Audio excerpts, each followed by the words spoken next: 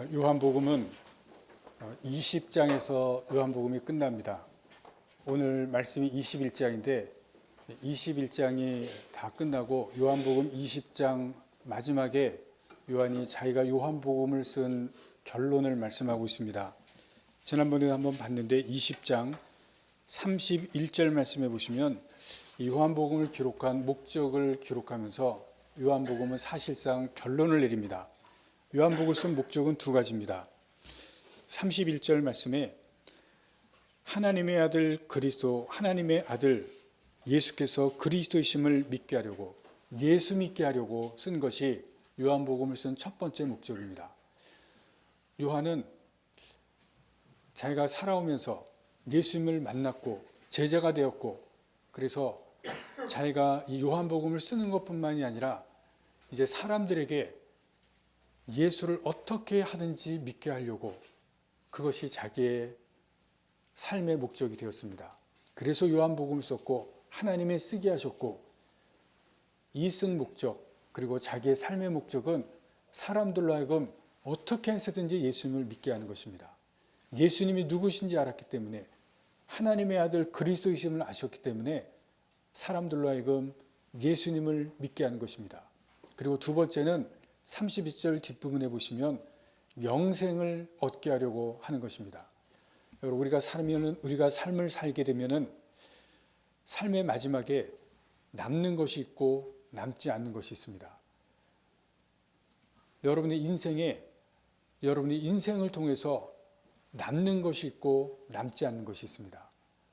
여러분 잘 아시기를 바랍니다. 내가 열심히 살았는데 내가 열심히 산 것에 남은 것이 있고 남지 않는 것이 있습니다. 많은 사람들이 남지 않는 것을 위해서 살고 있습니다. 그런데 요한은 그 남은 것을 위해서, 영원히 남은 것을 위해서 살라고 말씀하십니다. 그 영원히 남는 것, 영생을 얻기 위해서 이 말씀을 쓰고 있습니다. 그런데 20장을 다 쓰고 나서 마지막에 한 장을 더 씁니다.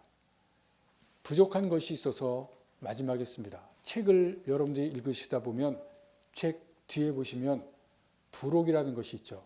이 21장은 부록과 같은 성격입니다. 부록도 쓰는 목적이 있습니다. 이 21장에 쓰여져 있는 부록, 성경의 말씀이기 때문에 하나님께서 쓰게 하신 목적이 있습니다.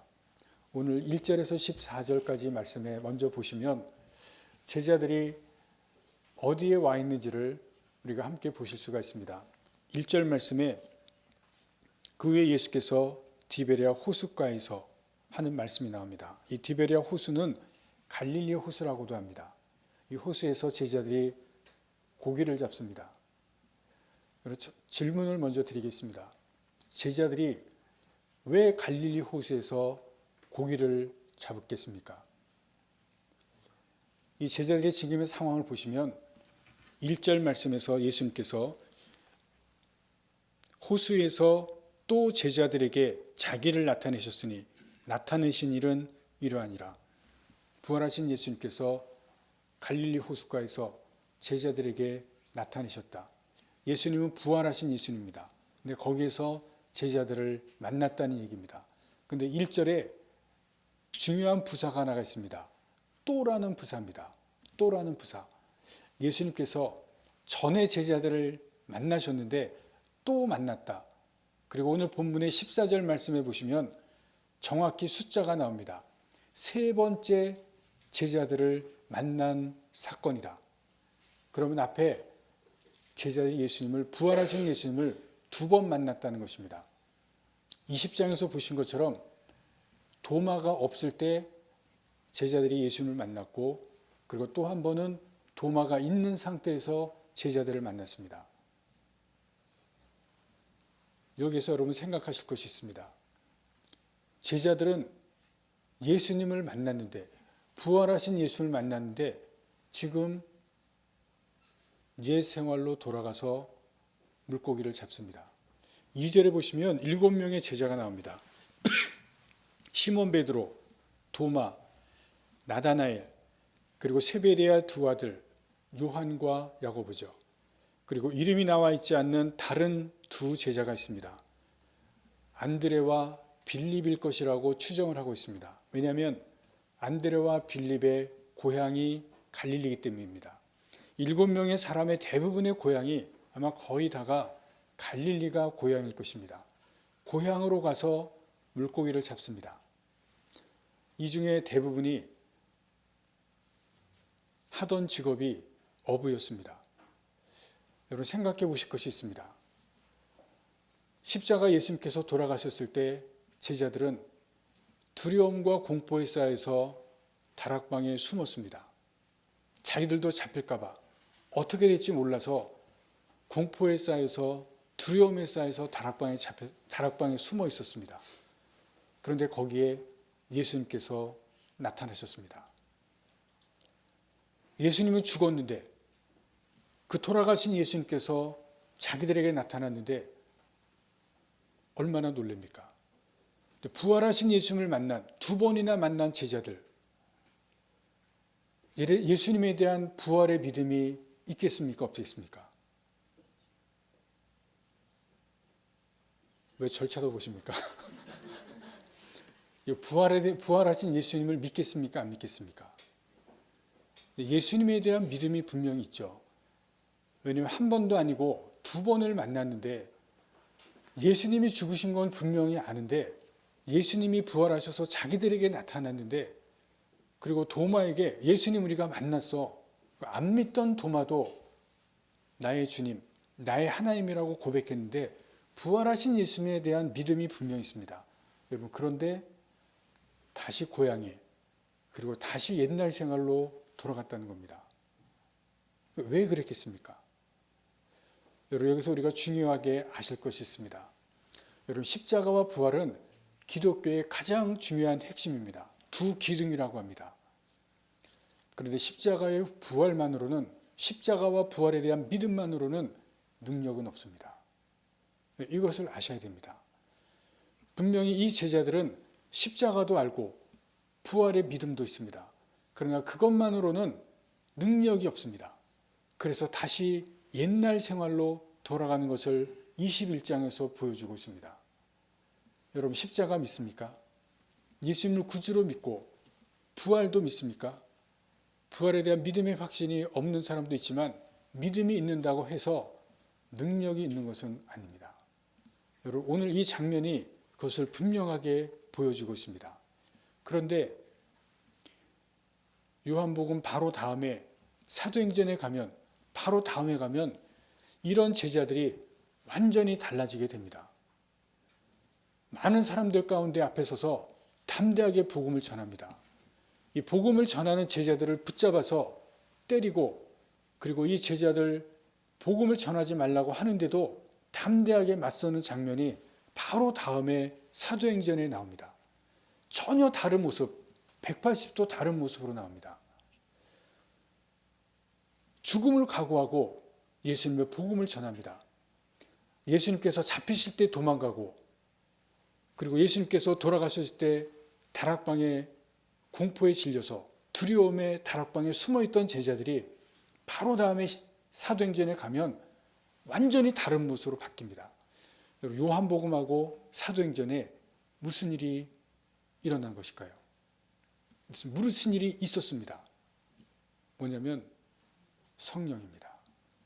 사도행전 2장에 오늘 모습에 보였던 이 제자들이 성령을 받습니다. 성령의 충만함을 받고 나서 완전히 180도 달라집니다.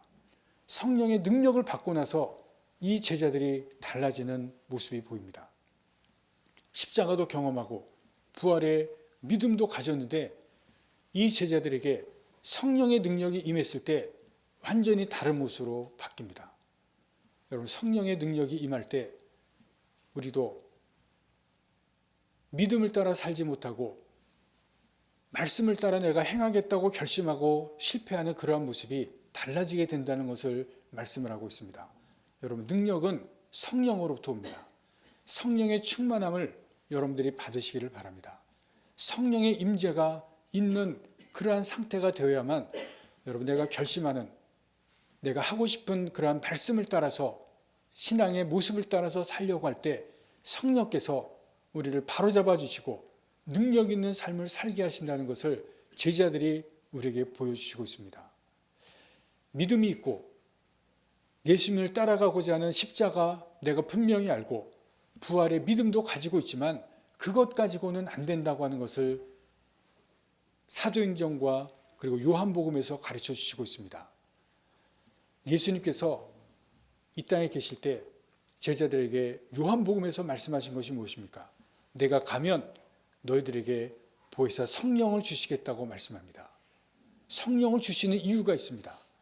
성령을 받아야 능력 있는, 그리고 성령께서 우리들을 믿음을 따라 또 신앙을 따라 말씀을 따라 살게 하시는 그 부분이 있기 때문에 성령을 주시겠다고 말씀하시고 있습니다.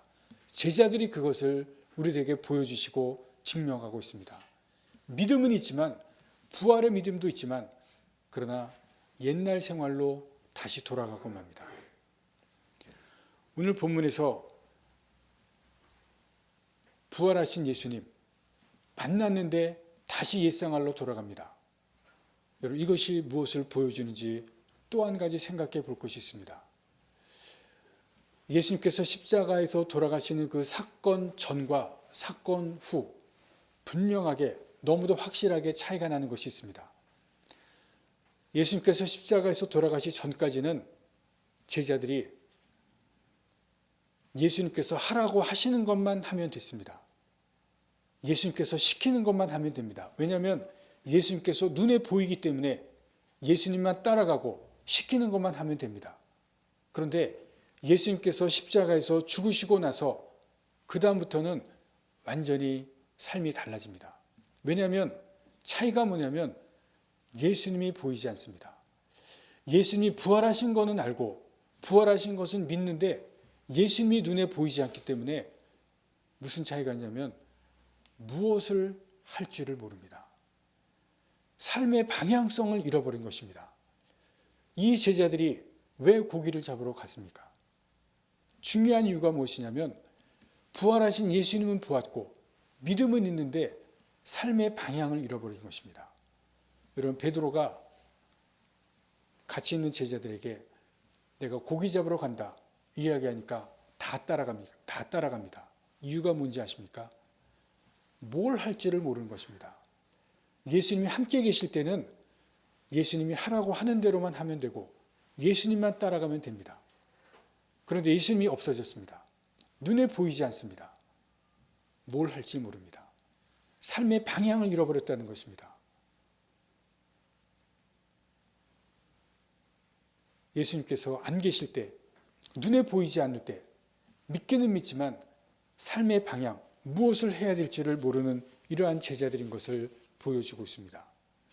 여러분, 그래서 예수님께서 성령을 보내주시겠다고 말씀합니다. 성령께서 오실 때, 성령께서 임하실 때 우리가 가야 될 방향을, 우리가 해야 될 것을 분명히 가르쳐 주시고 분명히 인도해 주시는 성령의 인도함이라는 것이 무엇인지를 우리에게 보여주시고 있습니다. 사도행전에서 제자들이 성령을 받았을 때 성령께서 가게 하시고 성령께서 인도하시는 성령의 인도하심이 있습니다. 삶의 방향을, 그들이 가야 할 바를 분명하고 확실하게 가르쳐 주시는 그것을 사도행전에서 보여주시고 우리들에게 가르쳐 주십니다. 차이가 있죠. 성령의 임하심이, 성령의 임재가, 성령의 충만함이 얼마나 중요한지를 우리에게 보여주시고 있습니다. 오늘 본문에서 보여주시는 것은 이 제자들이 왜 갈릴리로 가서 다시 고기를 잡는지 하는 것은 두 가지입니다. 삶의 방향을 잃어버렸습니다. 무엇을 할지를 알지 못한 것입니다. 그리고 십자가와 부활만으로는 안 된다는 것입니다. 십자가와 부활에 대한 믿음이 있지만 그것만으로는 능력이 없습니다. 말씀을 따라가지도 못하고 하라고 하는 대로 행하지도 못하는 것입니다. 성령께서 오시고 성령께서 함께 하셔야만 능력 있는 말씀을 따라 사는 그러한 삶을 살 수 있다는 것을 분명하게 가르쳐 주시고 있습니다. 여러분도 예수님께서 주시겠다고 하는 성령을 위해서 기도하시길 바랍니다. 나에게 성령께서 충만하게 오시도록 성령께서 임하시도록 기도하시고 그러한 삶을 살아가시는 여러분들이 되시기를 바랍니다. 오늘 본문을 통해서 두 번째를 함께 생각해 보도록 하겠습니다. 예수님께서 갈릴리 호수에 오셨는데 제자들이 고기를 잡습니다. 밤새도록 고기를 잡았는데 한 마리도 잡지 못했다고 했습니다. 헛수고입니다. 예수님께서 새벽녘에 갈릴리에 오셨습니다. 그리고 제자들에게 말씀합니다. 오른쪽에 그물을 던져라. 그래서 많은 고기를 잡습니다. 근데 그때까지 예수님이신 줄을 제자들이 알지를 못합니다.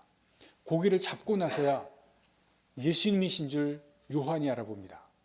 그리고 예수님이 알아보고 나서 제자들이 예수님께로 오게 됩니다.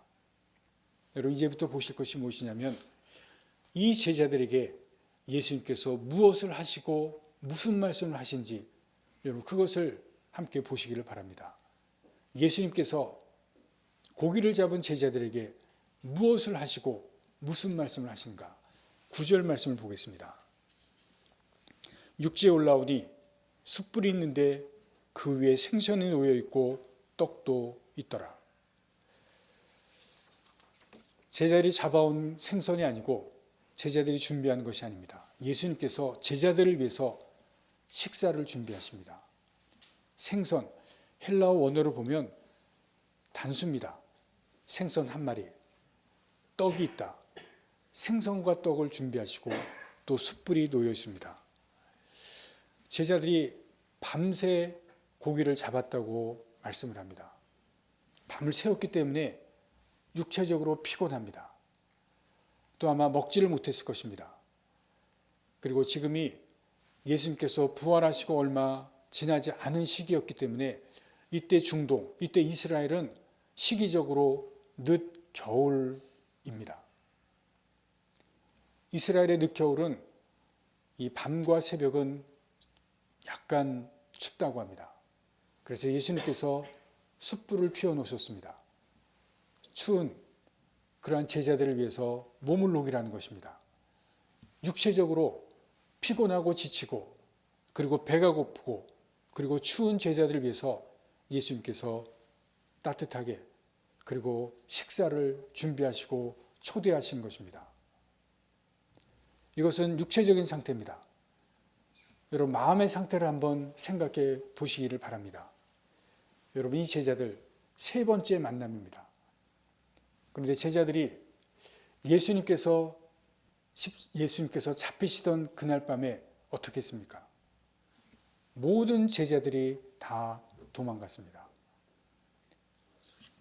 선생님으로 모시고 그리고 구주로 고백하면서 예수님을 나의 구주라고 믿었던 그 예수님 한 사람도 남기지 않고 다 도망갑니다. 여러분 그 마음이 어떻겠습니까? 부활하신 예수님을 만나고 나서 예수님이 죽으셨는 줄 알았는데 예수님을 부활하신 그 예수님을 만나고 나서 자기들이 도망갔던 그 예수님 십자가에서 죽으셨는데 그 죽으실 때 그 예수님을 다 잊어버린 자신들의 모습 마음이 어떻겠습니까? 괴로웠을 것입니다. 또 부끄러웠을 것입니다.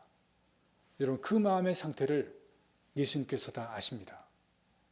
그런데 그 제자들에게 자신을 버리고 다 도망가고 십자가에서 죽으실 때 찾아간 사람 요한 하나 이외에는 아무도 찾아가지를 않습니다. 3년 동안 선생님이라고 따르고 구주라고 고백하면서 따랐는데 돌아가실 순간에 아무도 찾아가지 않습니다. 근데 그 마음에 아픔이 있습니다. 여러분 괴로움이 있습니다. 그런데 예수님께서 제자들에게 무슨 말씀을 하시는지 말씀을 봅니다. 10절입니다. 지금 잡은 생선을 좀 가져오라. 12절입니다. 와서 조반을 먹으라. 여러분 더 이상 말씀이 없습니다. 제자들에게 왜 나를 버렸는지, 왜 나를 그때 찾아오지 않았는지 제자들의 허물을 책망하는 말씀이 또 그 부분에 대해서 지적하는 말씀이 아무것도 없습니다. 와서 먹으라. 예수님께서 준비하신 생선은 단수 한 마리였다고 말씀했습니다. 너희들이 잡은 생선 가지고 와라. 와서 먹으라. 여러분, 예수님께서 찾아오신 이유는 위로입니다. 자신을 버리고 도망간 제자들, 자신들을 실망했을 것이 분명합니다. 부활하신 예수님을 다시 만나고 그리고 실망했을 그 제자들, 예수님께서 와서 위로하시는 겁니다.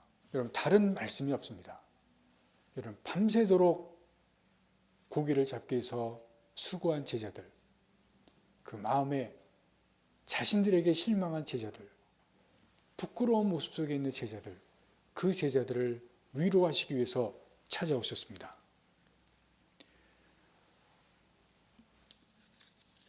IT 용어 중에 워치독이라는 단어가 있습니다. 이 워치독은 원래 IT 용어에서 사용이 되었습니다. 감시객이라는 뜻인데 오작동을 방지하기 위해서 프로그램에 설치를 했습니다. 이 타이머로 설치를 했는데 정상적인 상태에서 문제가 생기면 알람이 울립니다. 소리가 납니다. 그런데 이 용어가 IT 영역에서 다른 영역까지 점점 많이 사용하게 되었습니다. 시민단체들이 정부나 기관들을 감시하는 그러한 영역에서 감시자 역할을 하겠다. 그래서 우리가 워치독, 감시자다. 그래서 그 영역에서 이 용어가 사용되기 시작했습니다. 스스로 워치독, 감시자라는 뜻으로 이 용어가 점점 확대되어서 사용이 됩니다. 시민단체에서 활동하면서 특별히 금융계의 부조리를 비판하면서 감시 역할을 하는데 앞장섰던 분이 있었습니다. 나중에 국회의원이 되어서 금융권의 저승사자라고 불리면서 아주 깐깐한 감시자로 통한 그러한 분이 있습니다. 그런데 지금 이분이 아주 곤란한 지경에 빠졌습니다. 감시자로서 자신이 비판했던 그런 일을 이분이 했던 걸로 드러나고 있습니다. 점점 사실로 확인이 되고 있습니다. 이분이 비판했던 일은 뭐냐면 공직자가 감독하는 그 기관, 거기에서 돈을 받고 출장을 가거나 아니면은 대접을 받으면서 그 기관이 원했는지를 해주는 그 일에 대해서 아주 신랄하게 비판을 했습니다. 공직자이면서 국회의원이나 아니면 높은 자리에 있으면서 그 자리에서 감독하는 기관이 있습니다. 근데 그 기관에서 돈을 받고 해외 가거나 출장 가거나 대접을 받고 그 기관에서 원하는 일을 해주는 그런 일을 절대로 하면 안 된다. 굉장히 신랄하게 비판을 했습니다. 특히 금융기관에서 비판을 했는데 이분이 자기가 그런 일을 했다는 것입니다. 지난번 국회의원 시절 국회의원이면서 똑같은 일을 했습니다. 누구보다 정의감이 있었고 그리고 시민단체에서 그런 일을 했습니다. 국회에서도 금융기관을 바로 세우기 위해서 힘을 썼습니다. 그런데 본인이 같은 잘못을 한 것입니다. 이분에 대한 뉴스를 보고 그분에 대한 사람들의 반응을 보았습니다. 반대편에 있는 사람들 가만히 두지를 않습니다. 또 댓글에는 어마어마한 비난이 쏟아지고 있습니다. 여러분, 우리 사회는 다른 사람들의 잘못을 들춥니다. 다른 사람들의 약점을 하나하나 드러냅니다. 또 다른 사람들이 잘못한 것 철저하게 파헤치고 있습니다. 이분은 다른 사람들이 잘못한 것을 철저하게 드러냈습니다. 그런데 이분의 잘못을 누군가가 또 들춰냈습니다. 지금 우리 사회를 보면 서로의 잘못을, 허물을 들춰내고 서로 물고 뜯고 있는 그러한 모습을 보게 됩니다. 여러분, 예수님은 갈릴리에 있는 제자들을 찾아갑니다.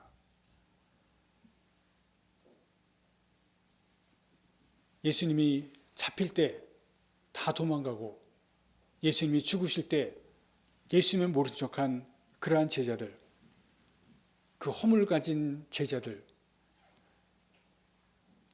허물에 대해서 아무런 말씀을 하지 않으십니다. 아시지만 덮으십니다. 그리고 그러한 자신들에 대해서 실망한 제자들에 대해서 아무런 말씀을 하시지 않습니다. 그리고 그들에 대해서 예수님께서 위로하십니다. 낙심한 제자들을 위로하십니다. 예수님께서 위로하실 수 있는 것은 예수님께서 그러한 배신을 당하셨기 때문에 위로하십니다. 여러분, 당한 분이 위로할 때 그것이 위로가 됩니다. 여러분, 우리도 예수님께서 위로하십니다. 우리가 예수님께 위로를 받기 위해서 찾아가는 것보다 예수님께서 더 우리에게 찾아오십니다. 우리가 잘못하는 것이 있고 다짐하고 결심했다가 넘어집니다. 제대로 해보겠다가 하다가도 또 무너집니다. 여러분, 대한민국 모든 사람들에게 다 있는 것이 있죠. 성질입니다. 참 다스리기가 어렵습니다. 이것 좀 부활하지 않았으면 좋겠는데 이거는 참 자주 너무 쉽게 부활을 합니다. 그런데 예수님께서 그럼에도 불구하고 우리를 용서해 주시고 그런 우리의 허물을 다 덮어주십니다. 쓰러지고 넘어지고 실패한 우리들, 그렇게 실망한 우리 자신을 예수님께서 위로하십니다. 제자들이 예수님이 보이시지 않자 방향을 잃어버립니다. 그리고 낙심합니다. 무엇을 할지 몰라서 옛날의 모습으로 다시 돌아갑니다. 예수님께서 그들에게 찾아가셨습니다. 그들에게 찾아가셔서 위로하십니다. 다시 일으켜 세워주시기 위해서 가셨습니다. 여러분, 제자들이 지금 어디 있습니까? 갈릴리입니다. 여러분, 이 갈릴리는 제자들이 있으면 안 되는 장소입니다. 여러분, 제자들은 여기 있으면 안 됩니다. 예수님께서 가신 것은 그곳에 있지 말라는 것입니다. 제자들이 가야 할 곳, 예수님께서 가라고 하시는 곳에 제자들이 가야 됩니다. 제자들이 위로를 얻고 예수님께서 주시는 힘을 얻고 용기를 얻고 예수님께서 보내시는 곳에 가야 됩니다. 그렇게 하기 위해서 주님께서 덮으실 것을 덮으시고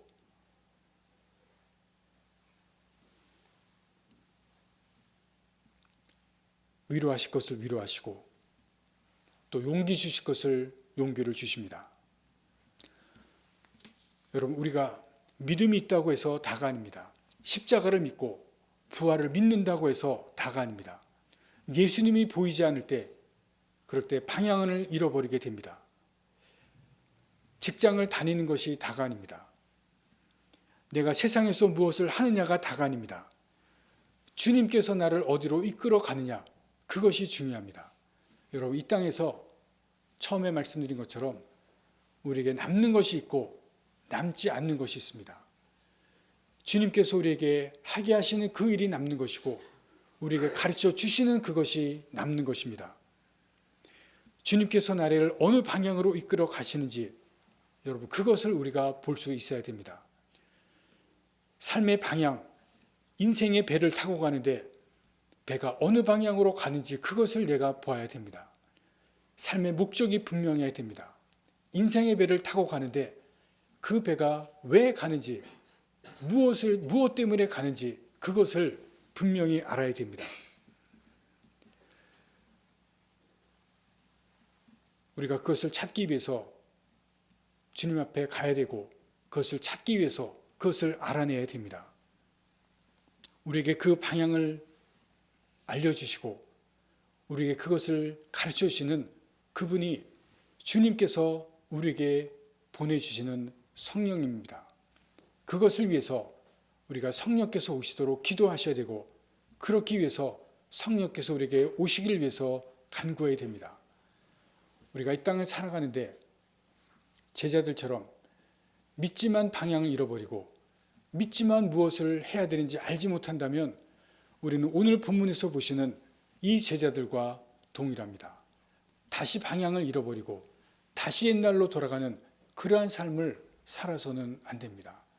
우리가 분명히 어디로 가야 되는지 갈릴리에서 머무는 것이 아니라 갈릴리에 있지만 그러나 거기를 다시 돌아갔지만 주님께서 가게 하시는 곳으로 가고 주님께서 무엇을 하게 하시는 그 일을 여러분을 찾는 여러분들이 되시기를 바랍니다. 그 주님께서 다시 오셔서 주님께서 보내시는 그 성령을 통해서 내게 하게 하신 일이 무엇인지 가게 하시는 곳이 무엇인지 그것을 분명히 아시는 여러분들이 되실 수 있기를 간절히 바랍니다. 갈릴리에 머무시는 것이 아니라 갈릴리에서 내게 가게 하시는 그곳을 향해서 떠나시고 내게 하게 하시는 그 일을 찾아 나서는 여러분들이 되실 수 있기를 간절히 바랍니다. 여러분, 이 교회가 주님께서 보내시는 그 성령이 충만한 교회가, 성령의 임재가 가득한 교회가 되시길 위해서 여러분 기도하실 수 있기를 간절히 바랍니다. 교회 오시는 분들마다 성령께서 변하게 하시는 그 변화로 인해서 변화가 일어나는 그러한 교회가 되실 수 있기를 위해서 간절히 기도하실 수 있기를 바랍니다. 기도하시겠습니다.